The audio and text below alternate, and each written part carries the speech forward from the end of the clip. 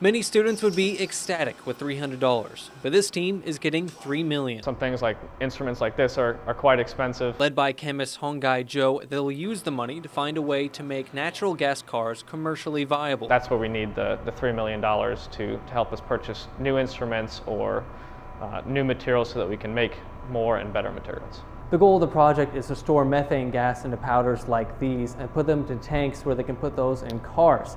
And right now they're trying to find the right powder that can store the most methane gas. When you increase the surface area of whatever materials you have, or you fill a tank with some sort of porous material, you'll have more surface in which the gas can absorb to. While there are natural gas cars already in use in other countries, this project will make a more improved version. The current technology is basically an empty tank, and it can only hold a kind of a limited quantity of methane.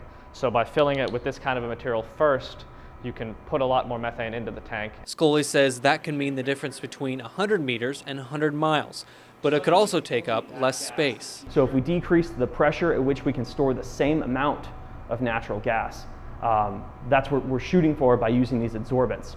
And that'll allow for conformable tanks that'll just sit in any extra space that's available. The students hope to create a prototype tank at the end of the project.